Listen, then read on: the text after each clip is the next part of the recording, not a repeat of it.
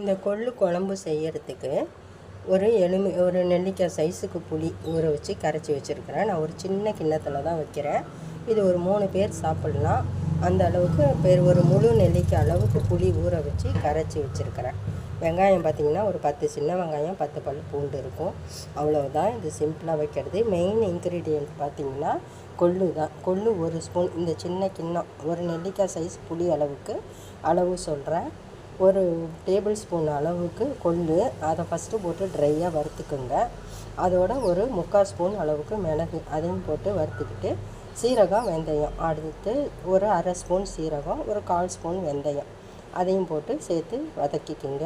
எல்லாம் நிறுத்திட்டு அடுப்பை நிறுத்தினதுக்கப்புறமா ஒரு 2.5 டேபிள் ஸ்பூன் அளவுக்கு தேங்காய் துருவலை போட்டு அதையும் வதக்கி நிப்பாட்டி வச்சுக்கோங்க. இது நல்லா ஆறினோன்னே இதை நம்ம ஃபைன் பேஸ்ட்டாக அரைச்சிக்கலாம். புளி கரைச்சாச்சு. குழம்புக்கு தேவையான உப்பு ஃபஸ்ட்டு போட்டுக்கிறேன். அதுக்கப்புறம் காரத்துக்கு தகுந்த அளவுக்கு குழம்பு மிளகாய்த்தூள், மிளகு போட்டிருக்கோம், அதனால் பார்த்து போட்டுக்கணும்.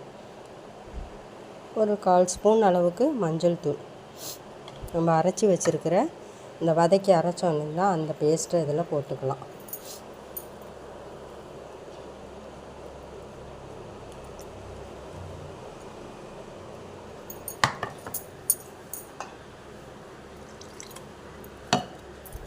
கொஞ்சமாக குழம்பு வச்சாலே போதும். இது ஒரு கரண்டி போட்டுக்கிட்டாலே ஒரு தட்டு சாதம் சாப்பிட்றலாம். அந்த அளவுக்கு தேனாட்டம் இருக்கும்.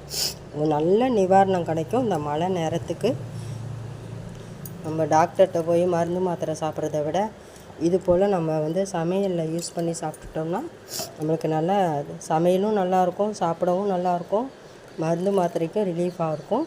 அவ்வளோதான். இந்த குழம்ப கூட்டியாச்சு.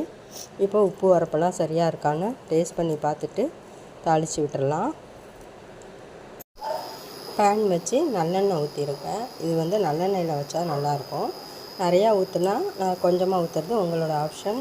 நிறையா ஊற்றுனா, நிறையா குழம்பு வைக்கிறதா இருந்தால் நல்லா ஊற்றி வச்சுக்கிட்டிங்கன்னா ஒரு வாரத்துக்கு கூட கெட்டு போகாமல் இருக்கும். கறி வடகம் தாளிச்சோடனே பூண்டை போட்டுக்கலாம். அது கூட வெங்காயம்.